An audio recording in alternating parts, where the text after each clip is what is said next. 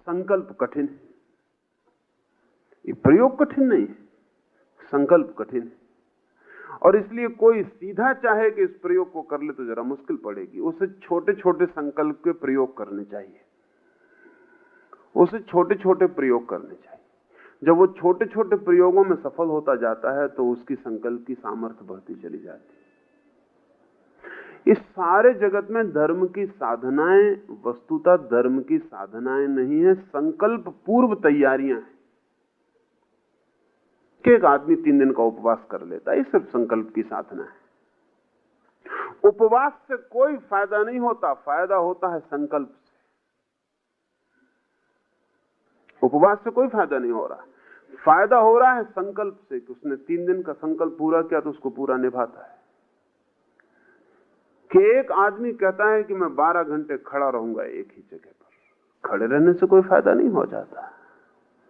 फायदा होता है खड़े रहने के संकल्प से, उसकी पूर्णता से। धीरे धीरे क्या हुआ कि मूल बात ख्याल से भूल गई है कि संकल्प के प्रयोग हैं। अब एक आदमी खड़े होने को समझ रहा है काफी, वो खड़े ही है। वो ये भूल ही गया कि खड़ा होने से कोई प्रयोजन नहीं है। प्रयोजन है उस भीतरी संकल्प का जो कि खड़े होने का निर्णय करता है तो उसे पूरा करता है। ये संकल्प किसी भी तरह से पूरे किए जा सकते हैं। ये बहुत छोटे छोटे संकल्प, ये कोई बहुत बड़े संकल्प नहीं कि एक आदमी इस गैलरी में खड़ा हो जाए और संकल्प कर ले कि 6 घंटे तक खड़ा रहूंगा लेकिन नीचे झांक के ना देखूंगा।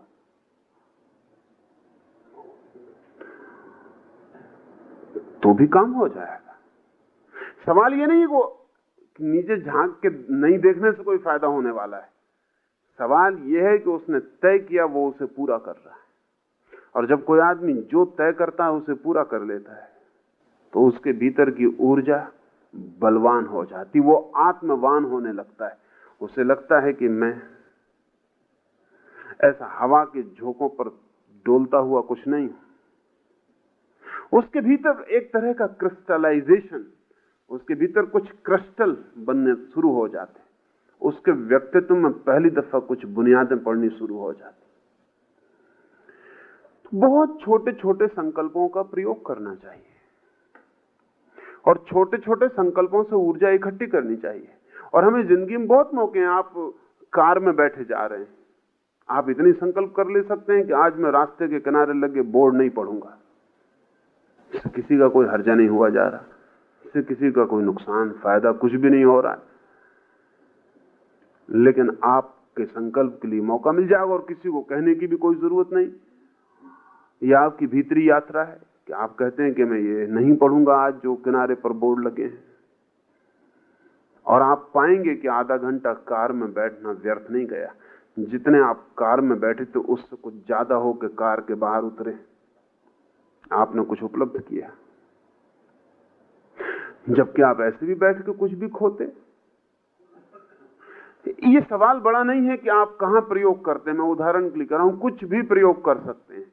जिस प्रयोग से भी आपके संकल्प को ठहरने की सामर्थ्य बढ़ती हो उसे आप कर सकते हैं। ऐसा छोटे छोटे प्रयोग करते रहें। अब एक आदमी को हम कहते हैं ध्यान में कि 40 मिनट आंख ही बंद रखो, वो 3 दफा उसमें आंख खोल के देख लेता है बीच में। अब यह आदमी संकल्पहीन है, आत्महीन है। आंख बंद करने का बड़ा फायदा और नुकसान नहीं है, लेकिन 40 मिनट तय किया तो यह आदमी 40 मिनट आंख भी बंद नहीं रख सकता, तो और इससे बहुत आशा करनी कठिन। इस आदमी से हम कह रहे हैं कि 10 मिनट गहरी श्वास लो, वो 2 मिनट के बाद ही धीमी श्वास लेने लगता है। फिर उससे कहो गहरी सांस लो, फिर 1-2 गहरी सांस लेता है, फिर धीमी लेने लगता है।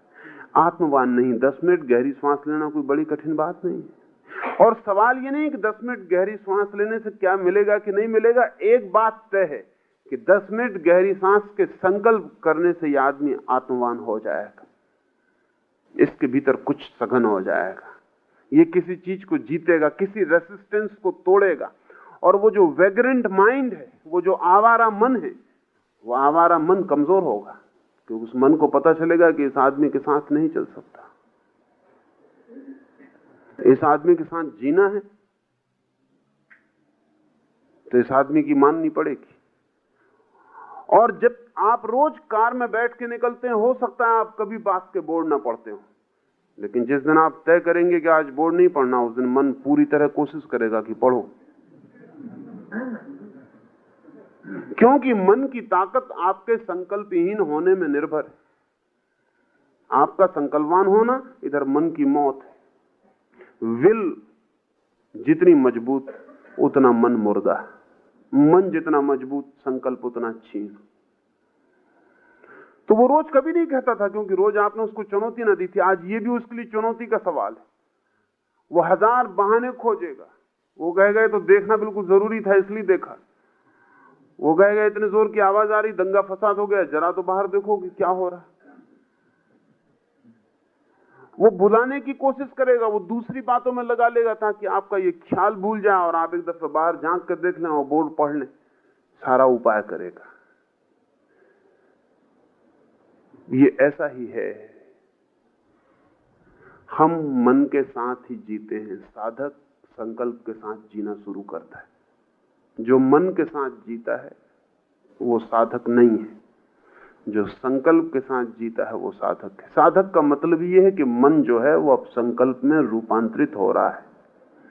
तो बहुत छोटे छोटे मुद्दे चुन लें, आप खुद ही चुन लेंगे तो कोई कठिनाई नहीं। बहुत छोटे छोटे मुद्दे चुन लें और 24 घंटे में 2-4 प्रयोग कर लें जिनका किसी को पता नहीं चलेगा। अलग बैठ के करने की कोई जरूरत नहीं है, किसी को खबर करने की जरूरत नहीं, बस चुपचाप कर लें और गुजर जाएं। बहुत छोटा सा संकल्प कि जब कोई क्रोध करेगा तब मैं हंसूंगा, और आपके ऊपर किए गए प्रत्येक क्रोध की इतनी अद्भुत कीमत आपको मिल जाएगी कि आप जिसने क्रोध किया उसको धन्यवाद देंगे। एक छोटा सा संकल्प कि जब भी मुझ पर कोई क्रोध करेगा मैं हंसूंगा, चाहे कुछ भी हो जाए। आप एक 15 दिन के बाद पाएंगे आप दूसरे आदमी हो गए, आपकी क्वालिटी बदल गई। आप वही आदमी नहीं हैं जो 15 दिन पहले थे। बहुत छोटे से निर्णय करें और उनको जीने की कोशिश करें, और उस जीने की कोशिश से धीरे धीरे जब आपको ऐसा भरोसा आने लगे कि अब मैं कोई बड़े संकल्प कर सकता हूं, तो थोड़े बड़े संकल्प करें। और अंतिम संकल्प साधक को करने जैसा है, स्वेच्छा से मरने का। किसी दिन जब आपको लगे कि अब ये मैं कर सकता हूं, करें। जिस दिन आप उस संकल्प को करके शरीर को मुर्दे की तरह देख लेंगे, उस दिन से दुनिया का कोई धर्मशास्त्र आपके लिए कोई नई बात कहने वाला नहीं रह जाएगा। उस दिन से दुनिया का कोई गुरु आपको कोई नई बात न बता सकेगा।